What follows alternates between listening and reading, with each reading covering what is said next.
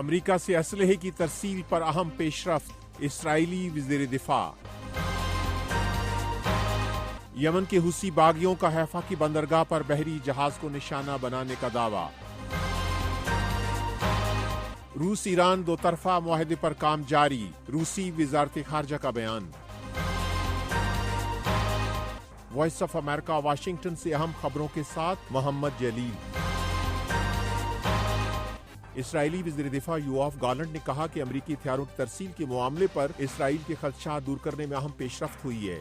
وزیر دفاع نے وائٹ ہاؤس میں جو بائیڈن کی قومی سلامتی کے مشیر جیک سالیون سے ملاقات کے بعد کہا کہ مختلف معاملات خاص طور پر اسلحے کی ترسیل کی راہ میں حائل رکاوٹیں دور ہوئی ہیں۔ ہفتے کے اوائل میں اسرائیلی وزیر دفاع نے امریکہ کے وزیر خارجہ اور وزیر دفاع سے ملاقات کی تھی۔ امریکہ اسرائیل کو ہتھیار فراہم کرنے والا سب سے بڑا ملک ہے، لیکن حالیہ ہفتوں میں وزیر اعظم نیتن یاہو کو شکایت رہی ہے کہ امریکہ سے ہتھیاروں کی ترسیل سست ہو گئی ہے۔ وائٹ ہاؤس کا کہنا ہے کہ امریکہ چاہتا ہے کہ غزہ میں حماس اور لبنان کی عسکریت پسند تنظیم حزب اللہ کا مقابلہ کرنے کے لیے اسرائیل کی تمام دفاعی ضروریات پوری ہوں۔ Voice of America Urdu service کا ٹی وی شو ویو 360 پیر سے جمعہ شام 7:30 بجے۔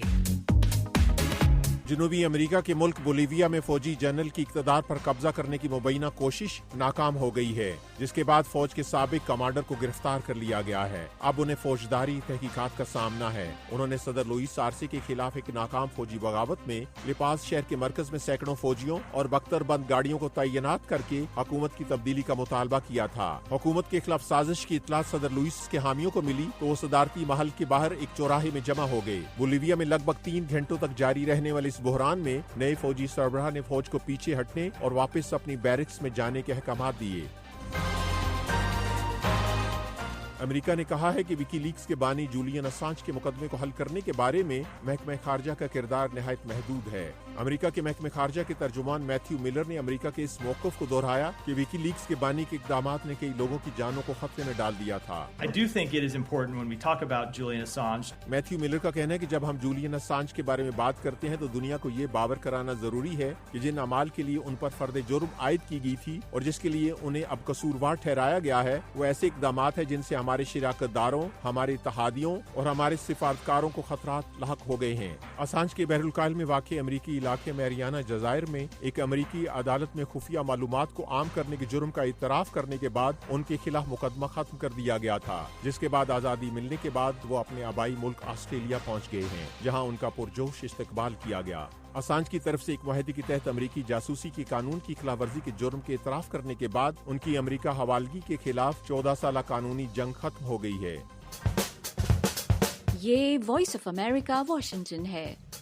یمن کے حوثی باغیوں نے اسرائیل کی حیفا بندرگاہ پر ایک تجارتی جہاز کو نشانہ بنانے کا دعویٰ کیا ہے۔ یمن کے باغی حوثی گروپ کے ترجمان نے ایک بیان میں کہا کہ پرتگال کے ایک پرچم بردار جہاز کو نشانہ بنایا گیا ہے۔ ادھر اسرائیلی فوج کے ایک ترجمان نے اس واقعے سے لاعلمی کا اظہار کرتے ہوئے کہا کہ حیفا کی بندرگاہ پر اس بارے میں کوئی شواہد نہیں ملے ہیں۔ حوثی باغی گزشتہ سال نومبر سے تجارتی بحری جہازوں کو نشانہ بنا رہے ہیں۔ انہوں نے کہا کہ یہ کارروائیاں غزہ میں فلسطینیوں کے ساتھ اظہار یکجہتی کے لیے کی جا رہی ہیں۔ نومبر سے بحری تجارتی راستوں پر ہونے والے ان حملوں میں کئی بحری جہازوں پر ڈرونز اور میزائل سے درجنوں حملے کیے جا چکے ہیں، جن میں 3 افراد ہلاک ہوئے۔ روس کی وزارت خارجہ کی ترجمان ماریا زخارووا نے کہا ہے کہ ماسکو تہران کے ساتھ ایک بڑا معاہدہ طے کرنے کے لیے کام کر رہا ہے۔ ان کا اشارہ دونوں ممالک کے درمیان ایک جامع دو طرفہ تعاون کے معاہدے کی طرف ہے۔ ماریا زخارووا نے کہا کہ ہم کسی بھی ملک کے ساتھ جو معاہدہ کرتے ہیں وہ دونوں ممالک کے لیے موزوں ہے اور اب ہم ایران کے ساتھ ایک جامع معاہدے پر کام کر رہے ہیں۔ انہوں نے کہا کہ اس معاہدے کے لیے روس اور ایران میں بات چیت جاری ہے۔ اس سے قبل روس کی وزارت خارجہ یہ کہہ چکی ہے کہ روس اور ایران کے تعلقات میں بے مثال پیش رفت کے لیے ایک نیا بین الریاستی معاہدہ طے کرنے کا معاملہ آخری مراحل میں ہے۔